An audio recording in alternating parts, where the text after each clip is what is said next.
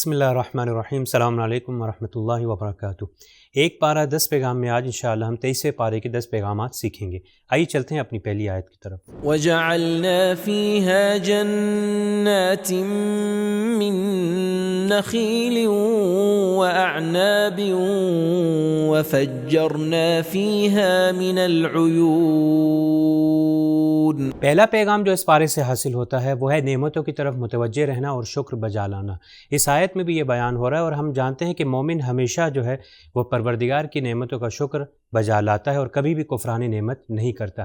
کیا ممکن ہے کہ جو زمین سے چیزیں جو پروردگار دیتا ہے یا آسمان سے جو نازل ہوتی ہیں وہ پروردگار کے علاوہ کوئی اور اس کو دے؟ نہیں، ممکن نہیں۔ اور مومن ہمیشہ جو ہے ان نعمتوں کو، چاہے وہ زمین سے نعمتیں ہوں، فصل ہو، چاہے وہ آسمان سے نازل ہوں، صرف اور صرف وہ پروردگار کی طرف سے ہوتی ہیں اور پروردگار کی نعمتوں کا شکر بجا لاتا ہے۔ امام کاظم علیہ السلام فرماتے ہیں، اے ہشام، عقل مند وہ ہے جس کا حلال اس کو شکر گزاری سے نہ روکے اور حرام اس کے صبر پر غالب نہ ہو جائے۔ جی ہاں ناظرین، ہم جانتے ہیں کہ ساری کی ساری نعمتیں جو دنیا میں دی گئی ہیں وہ صرف پروردگار کی طرف سے ہیں۔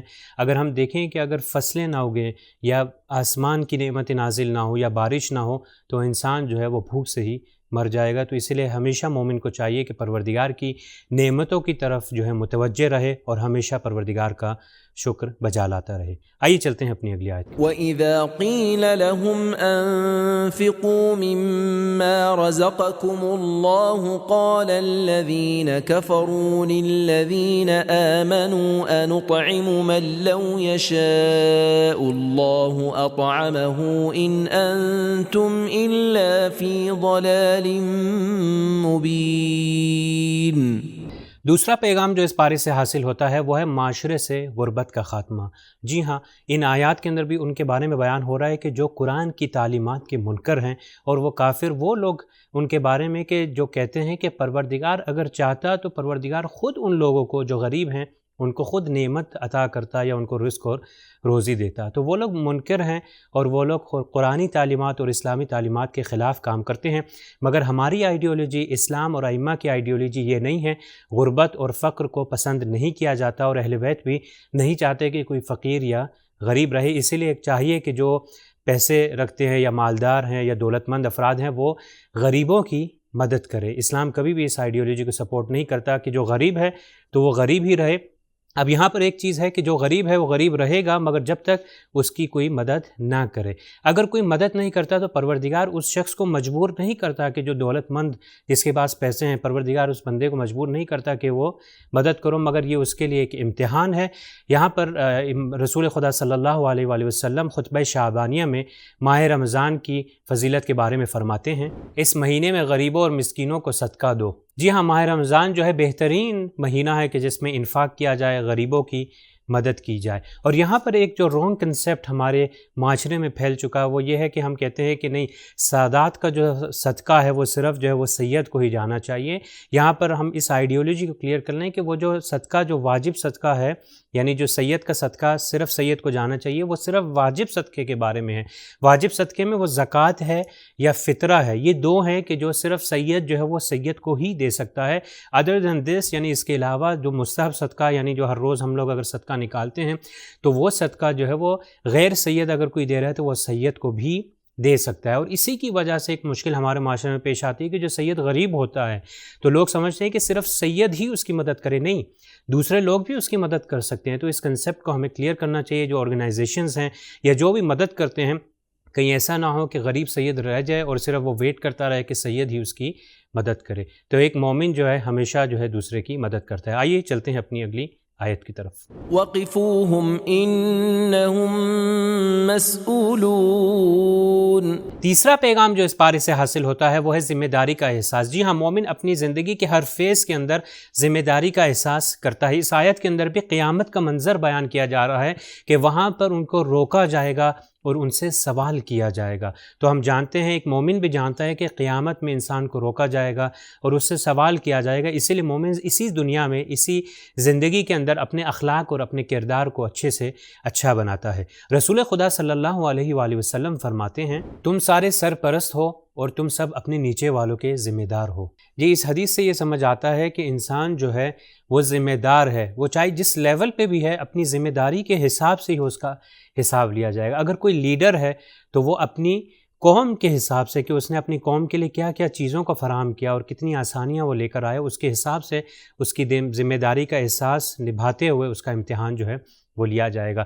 ایک فیملی کے اندر والد ہے تو والد کا اس کی فیملی کے حساب سے، اس کی اپنی ذمہ داری کے حساب سے اس کا جو ہے وہ حساب لیا جائے گا۔ اب جیسا کہ بیان کیا کہ لیڈر اگر کوئی ہے، اگر کوئی کسی کا رہبر ہے یا لیڈر ہے، اس کی قوم نیچے ہے، مگر اگر وہ مشکلات کو برطرف نہیں کر رہا یا مومنین کو اکٹھا نہیں کر رہا، ساتھ نہیں بیٹھ رہا اور منافقوں کے ساتھ ہے یا مشکلات کا شکار ہو رہا ہے، تو اس کا حساب جو ہے وہ بہت سخت لیا جائے گا۔ آئیے چلتے ہیں اپنی اگلی آیت کی طرف۔ إلا عباد الله المخلصين أولئك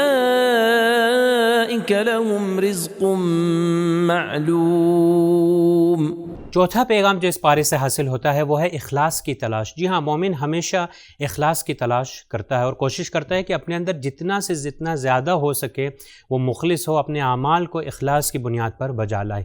سورہ صافات کے اندر 5 آیات ہیں جو مخلصین کا ذکر کر رہی ہیں، جس میں علامہ طباطبائی بھی فرماتے ہیں، کہتے ہیں کہ اس سے یہ سمجھ آتا ہے کہ مخلصین کا مقام جو ہے وہ جنت کے اندر بہت اونچا ہے اور ان کو جو ہے بہت خاص جو ہے وہ نعمتیں دی جائیں گی، کیونکہ یہاں پر اولئکہ کا ورڈ بھی آیا تو اس اشارے سے یہ سمجھ آتا ہے کہ ان کا مقام جو ہے وہ اونچا ہے۔ ہم جو بھی اعمال کرتے ہیں، چاہے وہ نماز ہو، چاہے روزہ ہو، چاہے جو بھی ہو، اگر اس کے اندر اخلاص نہیں پایا جائے گا، اگر انسان دوسروں کے لیے عمل کرے گا تو وہ عمل جو ہے وہ برباد ہو جائے گا۔ اسی لیے ہمیں کوشش کرنی چاہیے جو بھی ہم عبادی عمل کرتے ہیں، جو واجبات کو بجا لاتے ہیں، مستحبات کرتے ہیں، اس کے اندر ضرور اور ضرور اخلاص ہو۔ جتنا زیادہ اخلاص ہوگا اسی اخلاص کی بنیاد پہ انسان کو ثواب دیا جائے گا اور انسان کا اسی اجر کی بنیاد پہ انسان کے جنت کے اندر مقامات بھی ہوں گے۔ آئیے چلتے ہیں اپنی اگلی آیت کی طرف۔ قال تعبدون ما تنحتون والله خلقكم وما تعملون۔ پانچواں پیغام جو اس پارے سے حاصل ہوتا ہے وہ ہے انسان کی بنائی ہوئی مخلوق کی عبادت سے پرہیز۔ جی ہاں، مومن کبھی بھی ایسا نہیں ہوتا کہ اپنے ہاتھ سے کسی چیز کو بنائے اور اس کی جو ہے عبادت کرے۔ ان آیات کے اندر حضرت ابراہیم علیہ السلام کے بارے میں جو ہے وہ ذکر ہے کہ حضرت ابراہیم اپنی قوم سے مخاطب ہو کر کہہ رہے ہیں کہ کیا تم اپنے ہاتھ سے بنائے ہوئے، یعنی اپنے ہاتھ سے جو تراشیدہ ہیں، جو بت جن کو اپنے ہاتھ سے بنایا ہے، ان کی پرستش کرتے ہو، ان کی عبادت کرتے ہو؟ جی ہاں، اس سے ہمیں جو پیغام حاصل ہوتا ہے، اپنی زندگی میں جو لیسن حاصل کر سکتے ہیں وہ یہ کہ کہیں ایسا تو نہیں کہ ہم اپنی زندگی میں اپنے ہاتھ سے ہی بنائی ہوئی مشکلات کو یا جو بھی انسان اس کو کریٹ کرتا ہے اس کی پرستش یا اس کی عبادت کر رہا ہو۔ ایسی زندگی کے اندر بہت سی چیزیں ہیں کہ جس کی ابھی انشاءاللہ آپ لوگ خود سوچ سکتے ہیں کہ انسان اپنے ہی ہاتھ سے مشکلات کو بناتا ہے، اپنے ہی ہاتھ سے ان رسم و رسومات کو بناتا ہے اور اسی پر عمل کرتا ہے اور مشکل کا شکار ہو جاتا ہے۔ تو بعض ایسے رسم و رسومات ہوتے ہیں جو ہو سکتا ہے وہ خرافات کی بنیاد پہ ہوں یا مشکل کی بنیاد پہ ہوں کہ جس کی وجہ سے انسان جو ہے اسی کی عبادت کرتا ہے، اسی پر عمل کرتا ہے اور قرآنی تعلیمات سے دور رہتا ہے۔ مثال کے طور پر ٹیکنالوجیز دیکھیے کہ ٹیکنالوجی کو بنانے کا ہدف اس کی عبادت نہیں کرنا ہے۔ خدا سے دور اگر ہو جائے گا تو اس ٹیکنالوجی کا کوئی فائدہ نہیں۔ تو کہیں ایسا نہ ہو کہ ہم اپنے ہاتھ سے کوئی چیز بنائیں، جیسا کہ اس زمانے میں اپنے ہاتھ سے بتوں کو بنا کر اس کی عبادت کرتے تھے۔ آج ہم لوگ کوئی ٹیکنالوجی یا کوئی اور بھی ہزاروں مثالیں آپ اپنی زندگی میں لا سکتے ہیں۔ کہیں ایسا نہ ہو کہ اپنی زندگی میں کوئی ایسی چیزوں کو بنائیں کہ ہم اسی کی عبادت کرتے رہیں اور پروردگار سے دور ہوتے رہیں۔ آئیے چلتے ہیں اپنی اگلی آیت کی طرف۔ فلما بلغ معه السعي قال يا بني إني أرى في المنام أني أذبحك فانظر ماذا ترى۔ چھٹا پیغام جو اس پارے سے حاصل ہوتا ہے وہ ہے پیغمبروں کی طرح خدا کے فرمان پر تسلیم ہونا۔ جی ہاں، مومن کو جب 100% یقین ہو جائے کہ یہ پروردگار کا حکم ہے، یہ خدا کی طرف سے حکم ہے، تو ایک سیکنڈ کے لیے بھی رکتا نہیں ہے بلکہ اس کے اوپر عمل کرتا ہے۔ یہاں پر جو آیت ہے، اس آیت کے اندر بیان ہو رہا ہے حضرت ابراہیم اور حضرت اسماعیل کے بارے میں کہ جو حضرت ابراہیم علیہ السلام نے جو خواب دیکھی اور پھر حضرت اسماعیل کو بتایا کہ بیٹا میں نے دیکھا ہے کہ میں تمہیں ذبح کر رہا ہوں۔ تو حضرت اسماعیل علیہ السلام نے کہا کہ بابا جو آپ نے دیکھا ہے آپ اس کو بجا لائیں، کیونکہ پروردگار کی طرف سے خواب ہے، تو آپ بجا لائیں، آپ مجھے صابرین میں سے پائیں گے۔ تو ہم جانتے ہیں کہ پیغمبروں کی خواب ہماری خواب کی طرح نہیں ہوتی۔ پیغمبروں کی خواب جو ہے وہ تصور یا خیالات کی بنیاد پہ نہیں ہوتی، وہ حجت ہوتی ہے۔ تو اسی لیے پھر کیا کہا حضرت اسماعیل نے کہا کہ آپ بجا لائیں اور آپ مجھے صابرین میں سے پائیں گے۔ حضرت ابراہیم نے جب یہ کیا اور یہ امتحان اور یہ آزمائش الہی تھی، اس میں جب پاس ہو گئے تو پروردگار نے بے شک ان کو مقامات دیے، مگر یہ یاد رہے کہ ہماری خواب جو ہیں وہ کبھی بھی حجت نہیں ہوتی۔ اگر حجت بھی ہو تو صرف اسی فرد کے لیے ہوتی ہے۔ آج کی دنیا میں ہم دیکھتے ہیں کہ کتنی ایسی چیزیں ہیں کہ انسان جو ہے شاید خواب میں دیکھے تو اس کو یہ کہتا ہے کہ میں نے کوئی معجزہ دیکھ لیا، میں نے اس کو یہ دیکھ لیا اور یہ حجت ہو گئی۔ نہیں، دوسروں کے لیے حجت نہیں، صرف اپنے لیے۔ مگر یہاں پر جو پیغمبر حضرت ابراہیم اور حضرت اسماعیل کی جو اس کے واقعہ جو بیان ہو رہا ہے، اس خواب کے اوپر وہ خواب ایک حجت تھی۔ تو یہاں سے ہمیں ایک یہ چیز سمجھ آتی ہے کہ مومن ہمیشہ جب اس کو یقین ہو جائے کہ ایک حکم پروردگار کی طرف سے ہے تو اس کو ضرور بجا لاتا ہے، اس میں ایک سیکنڈ بھی ویٹ نہیں کرتا۔ خود جو اسلام ہے، اسلام کا مطلب ہے کہ انسان اپنے آپ کو تسلیم کر دے، یعنی سبمیشن ہے وہ پروردگار کی طرف، کہ جو کچھ بھی پروردگار کہہ رہا ہے اس کو ضرور اس کو انجام دے، اور اس میں یہ نہ سوچے کہ یہ کیوں واجب ہے اور یہ کیوں حرام ہے۔ تو یہ مومن کی صفات میں سے ایک صفت ہے۔ آئیے چلتے ہیں اپنی اگلی آیت کی طرف۔ اصبر على ما يقولون واذكر عبدنا داود ذا الأيد إنه أواب۔ ساتواں پیغام جو اس پارے سے حاصل ہوتا ہے وہ ہے بے نیاز کی بارگاہ میں اپنی ضرورت بیان کرنا۔ جی ہاں، مومن ہمیشہ اپنی جو ضرورت ہوتی ہے وہ پروردگار کی بارگاہ میں بیان کرتا ہے۔ اس آیت کے اندر حضرت داؤد کی ایک صفت کو بیان کیا گیا جس میں اواب آیا۔ اواب اگر اس کے روٹ لیٹرز کو دیکھا جائے تو وہ ہے کسی چیز کی طرف اپنے اختیار سے پلٹنا یا واپس آنا۔ اواب جو ہے یعنی بہت زیادہ جو اپنے پروردگار کی طرف رجوع کرتا ہو، جو پلٹتا ہو۔ روایت میں بھی ہے کہ اواب وہ ہے یعنی جو بہت زیادہ دعائیں کرتا ہو۔ تو یہاں پر حضرت داؤد کے بارے میں ذکر ہے کہ جو بہت زیادہ دعائیں کرتے تھے اور تضرع کیا کرتے تھے اور پروردگار کی طرف جو ہے وہ توجہ کرتے تھے، اور اس وجہ سے ان کو جو ہے اواب کہا گیا۔ امام باقر علیہ السلام فرماتے ہیں، خدا کے نزدیک کوئی چیز اس سے افضل نہیں کہ جو خدا کے پاس ہے اس سے درخواست کی جائے، اور خدا کی نظر میں متنفر شخص وہ ہے جو اپنی عبادت پر تکبر کرے اور جو کچھ خدا کے پاس ہے درخواست نہ کرے۔ امام زین العابدین علیہ السلام نے ایک شخص کو میدان عرفات میں دیکھا کہ جو لوگوں سے مانگ رہا تھا۔ امام نے کہا، افسوس ہے تمہارے حال پر کہ آج کے دن بھی تم لوگوں سے مانگ رہے ہو۔ تو مومن ہمیشہ جو ہے اپنی ضرورت کو پروردگار کی بارگاہ میں بیان کرتے ہیں، مگر اس کا یہ مطلب نہیں ہے کہ جو پیسے رکھتے ہیں، جو دولت مند ہیں، وہ افراد جو ہیں یتیموں کی، غریبوں کی، بیواؤں کی، دوسروں کی مدد نہ کریں، بلکہ ہمیں چاہیے کہ اس مہینے میں زیادہ سے زیادہ جو ہے غریبوں کی اور جتنے بھی مشکل ہے ہماری سوسائٹیز کے اندر جو مومنین جو ہیں مشکلات میں ان کی مدد کریں۔ یہاں پر ایک فتویٰ جو ہے خمس کے حوالے سے آیت اللہ سستانی کا یہ فتویٰ ہے کہ سہم سادات کے بارے میں صرف کہ سہم سادات کے لیے اجازت لینے کی ضرورت نہیں، بلکہ آپ خود جو ہے کسی فقیر یا غریب سید کو دے سکتے ہیں۔ تو ہمیشہ مومن اپنی جو ہے ضرورت کو پروردگار کی بارگاہ میں ہی بیان کرتا ہے۔ آئیے چلتے ہیں اپنی اگلی آیت کی طرف۔ وَخُذْ بِيَدِكَ ضِغْثًا فَاضْرِبْ بِهِ وَلَا تَحْنَثْ إِنَّا وَجَدْنَاهُ صَابِرًا نِعْمَ الْعَبْدُ إِنَّهُ أَوَّابٌ۔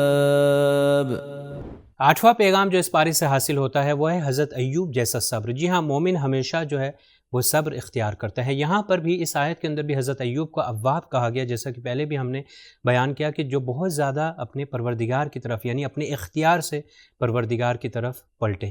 کسی نے امام صادق علیہ السلام سے آ کے پوچھا کہ کہا کہ حضرت ایوب پہ جو مشکلات آئی تھی اور جو مصیبتیں آئی تھی تو اس کے ذہن میں تھا کہ کس وجہ سے آئی۔ شاید وہ یہ سوچ رہا تھا کہ کفران نعمت کی وجہ سے آئی، مگر قبل از یہ کہ وہ کہتا کہ کفران نعمت کی وجہ سے آئی تو امام صادق علیہ السلام فرماتے ہیں کہ نہیں، کفران نعمت کی وجہ سے نہیں، بلکہ یہ نعمت کے شکر بجا لانے کی وجہ سے پروردگار نے ان کو مشکلات میں ڈالا۔ کیونکہ ہم جانتے ہیں کہ شیطان آئے، شیطان نے دیکھا کہ حضرت ایوب جو ہے پروردگار کی بہت عبادت کرتے ہیں، تو شیطان نے پروردگار کی بارگاہ میں کہا کہ خدایا کیونکہ ان کے پاس دولت بھی ہے، مال بھی ہے، ان کے پاس اولاد بھی ہے، سب چیزیں ہیں اور اپنی ہیلتھ بھی ہے، صحت بھی ہے، اس کی وجہ سے جو ہے یہ آپ کی بارگاہ میں خدا تیری عبادت کرتے ہیں۔ جب شیطان نے یہ کہا تو پروردگار نے ان چیزوں کو باری باری لیا تاکہ یہ حضرت ایوب کا اخلاص جو ہے وہ دنیا کو دکھا سکے۔ پروردگار نے مال بھی لے لیا، پروردگار نے دولت کے ساتھ پھر اولاد کو بھی لے لیا، صحت بھی لے لی، مگر پھر بھی ایسا نہیں کہ ان کی عبادت جو ہے وہ کم ہوئی، بلکہ ان کی عبادت جو ہے وہ بڑھ گئی۔ اسی لیے مومن جو ہے ہمیشہ صبر کرتا ہے، چاہے جس مشکل میں بھی ہو، چاہے میڈیکل کوئی ایشوز ہو انسان کے ساتھ، انسان کی زندگی میں میڈیکل ایشوز ہوتے ہیں، جو بھی ہو، جس فیز کے اندر بھی ہو اس لائف کے اندر، ہمیشہ وہ صبر کرتا ہے۔ ہم نے ایسے لوگوں کو بھی دیکھا ہے کہ جو کینسر کے پیشنٹس ہیں، مگر وہ صبر کرتے ہیں اور پروردگار کی بارگاہ میں اپنی مشکل کو بیان کرتے ہیں، اور پروردگار کی رحمت سے کبھی غافل نہیں ہوتے اور اپنی لائف کو اچھے طریقے سے گزارتے ہیں۔ مگر بعض ایسے بھی افراد ہیں کہ جو چھوٹی سی اگر مشکل آ جائے تو ہم لوگ پتہ نہیں اپنی زبان سے جو ہے کفران نعمت کرنے لگتے ہیں، اور ایسے ایسے الفاظ کہتے ہیں کہ جیسا کہ خدا نے ہی ہم پر جو ہے وہ مشکل بھیجی ہے۔ آئیے چلتے ہیں اپنی اگلی آیت کی طرف۔ إنا أخلصناهم بخالصة ذكر الدار۔ نواں پیغام جو اس پارے سے حاصل ہوتا ہے وہ ہے قیامت کی یاد اخلاص کا اہم عنصر۔ جی ہاں، مومن ہمیشہ جو ہے وہ قیامت کو یاد رکھتا ہے، اور اسی قیامت کو یاد رکھنے کی وجہ سے اس کا اخلاص جو ہے وہ بڑھ جاتا ہے۔ اس آیت کے اندر بھی یہ بیان ہو رہا ہے کہ خدا نے پیغمبروں کو اسی قیامت کی یاد کی وجہ سے ان کو خالص کر دیا، اور ان کا جو ہے اخلاص جو ہے وہ بڑھ گیا۔ امام علی علیہ السلام امام حسن علیہ السلام سے فرماتے ہیں، موت اور اس کے بعد واقعات کو زیادہ یاد رکھو، کہیں ایسا نہ ہو کہ موت آ جائے اور تم اس سفر کے لیے آمادہ نہ ہو۔ جی ہاں، مومن ہمیشہ جو ہے قیامت کو یاد رکھتا ہے، موت کو یاد رکھتا ہے، اور یہی باعث بنتے ہیں کہ انسان کا اخلاص بڑھے، اور جب اخلاص بڑھتا ہے تو انسان اعمال کو بھی بہترین طریقے سے بجا لاتا ہے۔ آئیے چلتے ہیں اپنی اگلی آیت کی طرف۔ قال فبعزتك لأغوينهم أجمعين۔ آخری اور 10واں پیغام جو اس پارے سے حاصل ہوتا ہے وہ ہے حسد سے بچنا۔ جی ہاں، مومن کبھی بھی حسد نہیں کرتا۔ جو بھی نعمتیں دوسروں کے پاس ہے وہ بھی پروردگار نے اس شخص کو عطا کی ہیں، تو کہیں ایسا نہ ہو کہ ہم دوسروں کی نعمتوں کو دیکھ کر جو ہے ہم حسد کریں۔ مومن کبھی بھی حسد نہیں کرتا، اور یہ نہیں چاہتا کہ جو دوسروں کے پاس نعمت جو پروردگار نے دی ہے اس مومن سے چھن جائے۔ اس آیت کے اندر شیطان کے حسد کے بارے میں جو ہے بیان ہو رہا ہے کہ شیطان نے جب حسد کیا تھا حضرت آدم علیہ السلام کے بارے میں، تو یہاں پر شیطان کہہ رہا ہے کہ پروردگار تیری عزت کی قسم میں دوسروں کو گمراہ کروں گا۔ تو دیکھیے شیطان کی حسادت اتنی بڑھ گئی تھی کہ اس نے کہا کہ پروردگار قسم میں کھاتا ہوں کہ میں اب سب کو جو ہے گمراہ کروں گا۔ امام صادق علیہ السلام فرماتے ہیں، حسد ایمان کو ویسے ہی کھا جاتا ہے جیسے آگ لکڑی کو کھا جاتی ہے۔ جیسا کہ ہم جانتے ہیں کہ غدیر کو بعض لوگوں نے بھلا دیا تھا، تو امام علی علیہ السلام نے کہا کہ قریش نے ہماری فضیلت کو بھلا دیا اور یہ حسد کی وجہ سے بدبخت ہو جائیں گے، اسی طرح جس طرح شیطان نے حسد کیا اور اس حسد نے شیطان کو جو ہے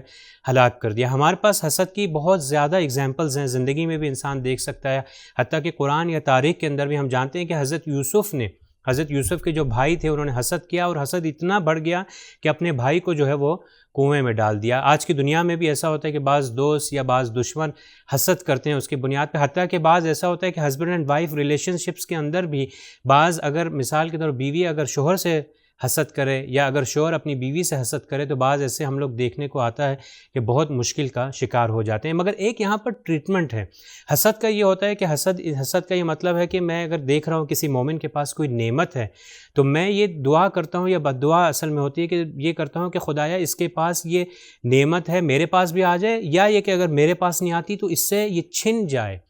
یہاں پر ایک ٹریٹمنٹ ہے، اس کا علاج ہے کہ انسان بجائے اس کے حسد کرے انسان غبطہ کرے۔ غبطہ کا مطلب یہ ہے کہ پروردگار سے دعا کرے کہ پروردگار اس کے پاس بھی وہ چیز رہے، میرے پاس بھی آ جائے، یعنی میرے پاس بھی وہ چیز آ جائے مگر اس مومن سے بھی وہ چیز نہ چھینے۔ تو غبطہ اچھا ہے مگر حسد جو ہے غلط ہے اور حرام ہے۔ یہ تھے 10 پیغامات آج کے پارے میں۔ انشاءاللہ کل پھر حاضر ہوں گے 10 پیغامات کے ساتھ، تب تک کے لیے والسلام علیکم ورحمۃ اللہ وبرکاتہ۔